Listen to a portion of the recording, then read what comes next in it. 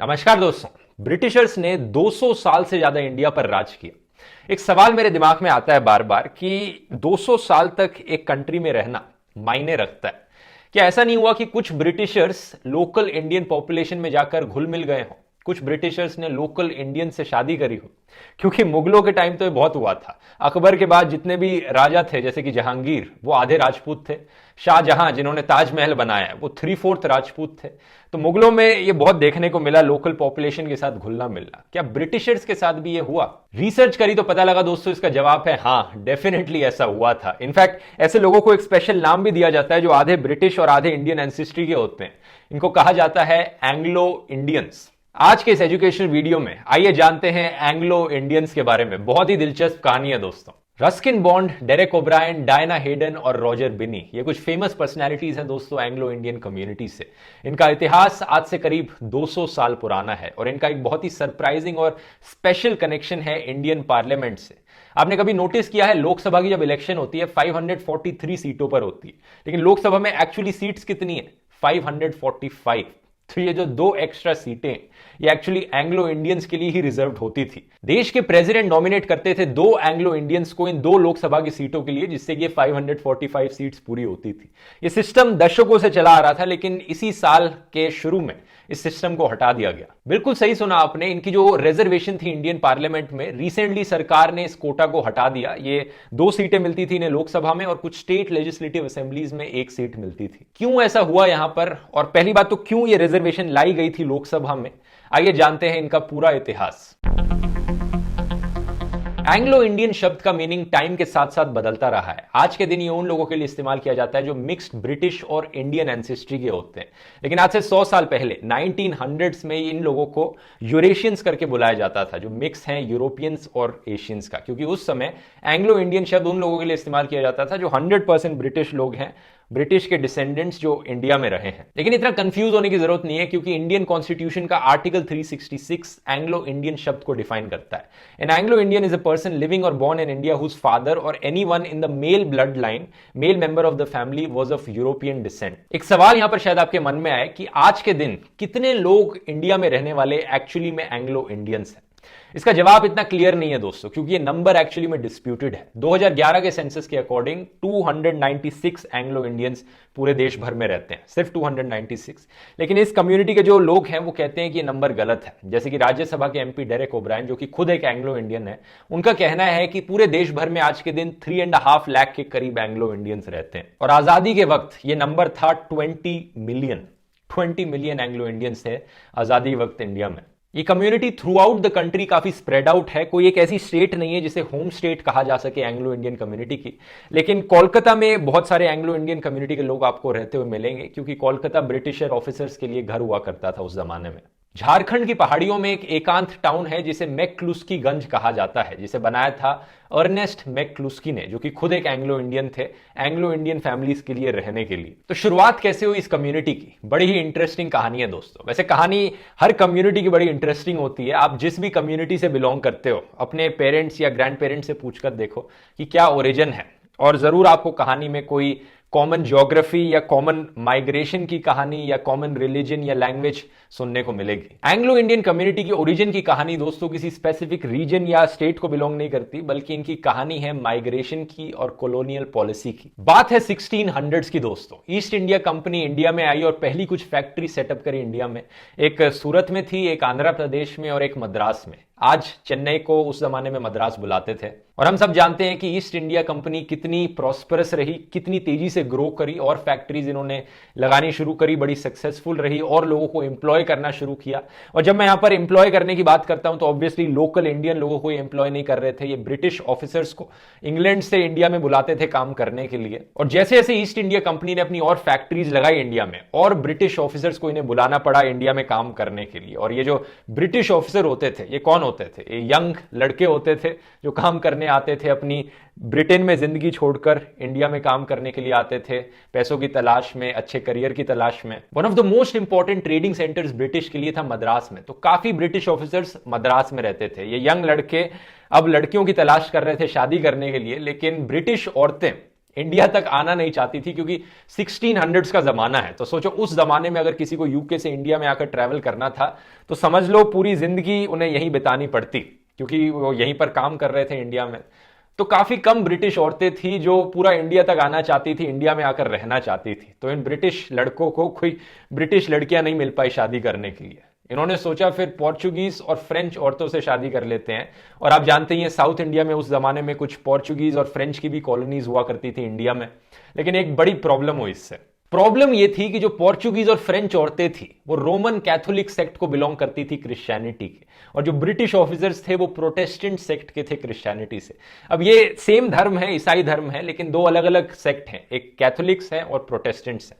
और उस जमाने में बड़ा कॉन्फ्लिक्ट चल रहा था इन दोनों सेक्ट्स के बीच में। कैथोलिक्स और प्रोटेस्टेंट्स के चर्चेज एक दूसरे से काफी कंपीट कर रहे थे, जिसे इंग्लिश रिफॉर्मेशन कहा जाता है। तो इस कॉन्फ्लिक्ट की वजह से ईस्ट इंडिया कंपनी को इन ब्रिटिश ऑफिसर्स का इन पोर्चुगीज और फ्रेंच औरतों के साथ शादी करना बिल्कुल पसंद नहीं आया, क्योंकि भाई लड़ाई चल रही है हमारी उनसे। तो ब्रिटिश ऑफिसर्स अब किससे शादी करते हैं? इन्होंने लोकल इंडियन औरतों से शादी करनी शुरू कर दी। और ईस्ट इंडिया कंपनी ने ये होते हुए देखा और उन्होंने कहा कि हाँ, ये अच्छा ऑल्टरनेटिव है, हम ये प्रेफर करेंगे एज कंपेयर टू पोर्चुगीज और फ्रेंच औरतें। इनफैक्ट ईस्ट इंडिया कंपनी को ये ऑल्टरनेटिव इतना पसंद आया कि इन्होंने 1687 में एक नई पॉलिसी इंट्रोड्यूस करी कि अगर एक British officer in local Indian औरत से शादी करेगा तो हम उन्हें इनाम में 5 रुपए देंगे अगर उनका एक बच्चा होता है तो। मतलब सोच सकते हो, ईस्ट इंडिया कंपनी एक्चुअली में प्रमोट करने लग रही थी कि ब्रिटिश ऑफिसर्स जाके इंडियन औरतों से शादी करें। और इन शादियों से जो बच्चे होते थे उन्हें यूरेशियंस कहा जाता था, यूरोपियन और एशियन का मिक्स उस जमाने में। और ओवर द जनरेशंस जब ऐसा और होने लगा तो एक कम्युनिटी सी बन गई ऐसे लोगों की, जिन्हें कहा जाने लगा एंग्लो इंडियन कम्युनिटी आज के टाइम पे। जैसे जैसे ईस्ट इंडिया कंपनी इंडिया में फैलने लगी वैसे ही सिमिलर कम्युनिटीज देखने को मिली इंडिया के और पार्ट्स में। वेस्ट बंगाल में स्पेशली, वेस्ट बंगाल में ब्रिटिशर्स रेलवेज पर काम करने लग रहे थे, तो बड़ी संख्या में वहां पर ब्रिटिश ऑफिसर्स को बुलाया गया इंग्लैंड से, जो कि ड्राइवर्स और इंजीनियर्स थे। इनफैक्ट आज के दिन भी एंग्लो इंडियन कम्युनिटी को रेलवे से एसोसिएट किया जाता है। अगर आपने रेलवे चिकन करी डिश का नाम सुना है तो इस डिश का ओरिजिन भी दोस्तों एंग्लो इंडियन कम्युनिटी में ही हुआ था। एंग्लो इंडियन कम्युनिटी की तरह ही ये डिश इंडियन और ब्रिटिश कल्चर के फ्यूजन से बनी है। कहानी कुछ ऐसे है, एक दिन एक ब्रिटिश ऑफिसर रेलवे के किचन में जाते हैं खाना खाने के लिए।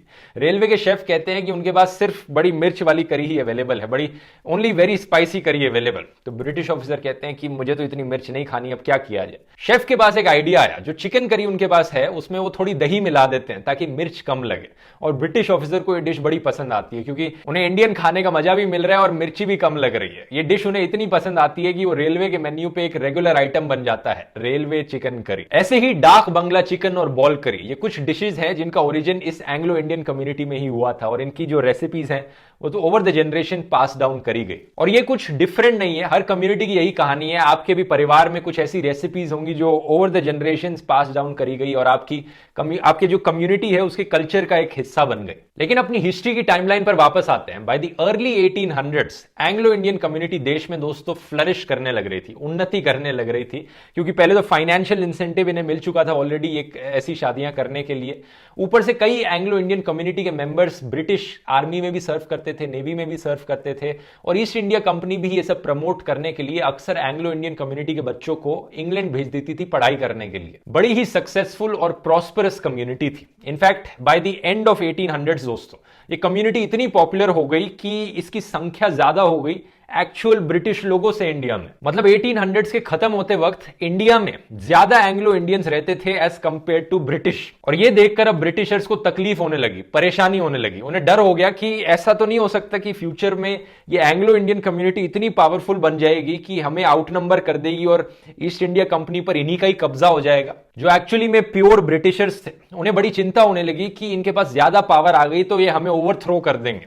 और इसी को लेकर इन्होंने कुछ नए रूल्स बनाए। सबसे पहले एक ऐसा रूल बनाया गया 1786 में कि इस कम्युनिटी के जो बच्चे हैं अगर उनके फादर मर जाते हैं तो वो ब्रिटेन इंग्लैंड नहीं जा सकते पढ़ाई करने के लिए, उस पर पाबंदी लगाई गई। इसके बाद एक और पॉलिसी लाई गई कि no son of a native Indian would be appointed in the civil, military और marine services of the East India Company including Anglo Indian communities. मतलब ये कह दिया गया कि ब्रिटिश आर्मी, नेवी, हम किसी को भी इंप्लॉयमेंट नहीं देंगे जो एंग्लो इंडियन कम्युनिटी से बिलोंग करेगा। मतलब हिपोक्रेसी देखो, 100 साल पहले जब इन्हें सूट कर रहा था कि मतलब एंग्लो इंडियन कम्युनिटीज को हम फेवर करते हैं, हम इन्हें फाइनेंशियल इंसेंटिव्स देते हैं, और जब इन्हें डर लगने लगा तो अब हम इन पर पाबंदी लगा देते हैं, अब इन्हें अपनी आर्मी में सर्व नहीं करने देंगे। जितने भी एंग्लो इंडियन आदमी इस समय ब्रिटिश में सर्व करने लग रहे थे, उन सबको जॉब से हटा दिया गया। 1825 में इस कम्युनिटी के कुछ मेंबर्स साथ में मिल गए और इन्होंने एक पेटिशन ड्रॉ करी इक्वल राइट्स और अपॉर्चुनिटीज डिमांड करने की ब्रिटिश सरकार से। इनमें से एक थे J.W. रिकेट्स, जो कि 1830 में इंग्लैंड की ओर रवाना हुए और ब्रिटिश पार्लियामेंट तक पहुंच गए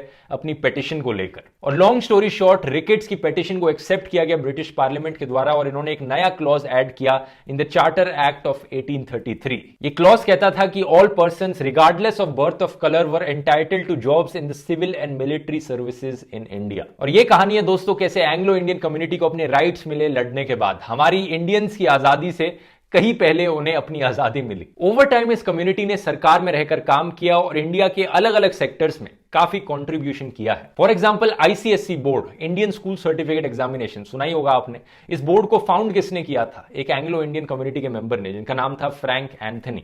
इन्होंने 1958 में किया था, लेकिन इस कम्युनिटी की कंट्रीब्यूशन एजुकेशन में और भी कई साल पहले जाती है। कहानी यह है कि एंग्लो इंडियन फैमिलीज जो इंडिया में रह रही थी, वो चाहती थी अपने बच्चों को इंग्लिश मीडियम स्कूल्स में पढ़ाना, और वो चाहती थी ऐसे स्कूल्स में उनके बच्चे पढ़ें जहां पर ब्रिटिश मैनर्स और बिहेवियर सिखाए जाएं। इसी रीजन से मद्रास और कोलकाता में कई नए प्राइवेट स्कूल्स बनाए गए इस कम्युनिटी के द्वारा। गेनार्ड स्कूल, ला मार्टिनेर, सेंट जेवियर्स, इन सारे स्कूलों की शुरुआत एंग्लो इंडियन कम्युनिटी ने ही की थी। आज के दिन ये कई बड़े प्रेस्टिजियस नाम हैं। शुरुआत में इन स्कूलों में एडमिशन मिलना सिर्फ इन कम्युनिटी के बच्चों के लिए ही किया गया था, लेकिन ओवर द ईयर्स ये सबके लिए खोल दिए गए। All India association for Anglo Indians के अकॉर्डिंग 11,000 से ज्यादा एंग्लो इंडियंस 1921 में रेलवेज में काम करने लग रहे थे। रेलवेज इस कम्युनिटी के लिए मेजर एम्प्लॉयमेंट का सेक्टर था और हेनरी गिडनी, एक और एंग्लो इंडियन कम्युनिटी के मेंबर, का एक यही कंसर्न था कि इस एम्प्लॉयमेंट को रिटेन करा जा सके। जो वाइस रॉय थे ब्रिटिश इंडिया सरकार के उस वक्त, उन्होंने हेनरी गिडनी को सेंट्रल लेजिस्लेटिव असेंबली में नॉमिनेट किया 1921 में। Central legislative assembly British India सरकार का लोअर हाउस था, तो आज के लोकसभा से इसे कंपेयर कर सकते हो। इन्हें 5 बार नॉमिनेट किया गया उस हाउस में। 1926 में हेनरी गिडनी ने ऑल इंडिया एसोसिएशन बनाई एंग्लो इंडियंस के लिए, जो कि आज के दिन तक एग्जिस्ट करती है। 1947 में इंडिया का इंडिपेंडेंस इस कम्युनिटी के लिए दूसरा सबसे बड़ा चैलेंज था। उस समय 20 मिलियन से ज्यादा इंडियंस रह रहे थे आजादी के वक्त इंडिया में, और उन सब एंग्लो इंडियंस के लिए एक सेंस ऑफ कॉन्फ्लिक्ट था, क्योंकि एक तरफ वो अपने आप को इंडियन समझते थे, इंडिया में रहते थे, इंडियन कल्चर को प्रैक्टिस करते थे, लेकिन दूसरी तरफ ब्रिटिश सरकार ने उनकी काफी सहायता करी थी। ब्रिटिश सरकार ने उनको through out the year support किया था, उन्हें सरकार में इन्वॉल्व किया था, लेकिन ब्रिटिश सरकार इंडियंस के लिए एक दुश्मन की तरह थी। तो ऑब्वियसली उनको एक सेंस ऑफ इनसिक्योरिटी होती थी कि अगर ब्रिटिश इंडिया छोड़कर जाएगी तो इस कम्युनिटी का ध्यान कौन रखेगा? क्या इंडियंस पर भरोसा किया जा सकता है कि वो एंग्लो इंडियंस को सपोर्ट करेंगे? इसी कॉन्फ्लिक्ट की वजह से बहुत से एंग्लो इंडियंस इंडिया छोड़कर चले गए यूके में, ऑस्ट्रेलिया में, न्यूजीलैंड में, कनाडा में रहने के लिए। लेकिन कुछ एंग्लो इंडियंस ने फैसला लिया कि वो इंडिया में ही रहेंगे और जो इनसिक्योरिटी वो फेस करने लग रहे हैं उसे डील करेंगे बातचीत करके। फ्रैंक एंथनी इन्हीं में से ही एक एंग्लो इंडियन थे। फ्रैंक एंथनी ने ना सिर्फ एंग्लो इंडियंस के लिए बल्कि बाकी सारी माइनॉरिटी कम्युनिटीज के लिए इंडिया में आवाज उठाई, उनकी रिजर्वेशन की डिमांड करी। इन्होंने कहा कि मेजॉरिटी कम्युनिटी को इंडिया में जरूर यह लगेगा कि रिजर्वेशन उनके लिए एक दरार है, लेकिन माइनॉरिटी कम्युनिटीज के लिए reservation is a question of their survival. Anthony ने कहा कि आजादी के वक्त इस रिजर्वेशन की सख्त जरूरत है और 10 सालों के बाद इसे देखा जा सकता है कि जरूरत लगे या ना लगे, उसके बेसिस पे इसे हटाया जा सकता है। इनका एक और भी आर्ग्यूमेंट था कि उस समय जब इंडिया आजाद हो रहा था तो कॉन्स्टिट्यूशन ने 22 लैंग्वेजेस को रिकॉग्नाइज किया था अपने 8th शेड्यूल में, लेकिन इंग्लिश उनमें से एक लैंग्वेज नहीं थी। तो इन्हीं रीजंस की वजह से कॉन्स्टिट्यूएंट असेंबली ने आर्टिकल 331 ऐड किया कॉन्स्टिट्यूशन में, जो कि प्रेसिडेंट को पावर देता है कि वो 2 एंग्लो इंडियन मेंबर्स को लोकसभा में नॉमिनेट कर सके। फ्रैंक एंथनी को इस कम्युनिटी में बहुत रिस्पेक्ट किया जाता है। 1947 में इन्होंने बड़े फेमसली कहा था, the more we love and are loyal to India, the more India will be loyal to us. Article 331 के अकॉर्डिंग जो एंग्लो इंडियन मेंबर्स नॉमिनेट किए जाते हैं लोकसभा में, वो फ्री हैं किसी भी पॉलिटिकल पार्टी को चुनने को अपनी मर्जी की। एक और आर्टिकल है आर्टिकल 334, जो कि कहता है कि ये आर्टिकल 331 वाला प्रोविजन 40 साल बाद हटा दिया जाएगा लागू होने के।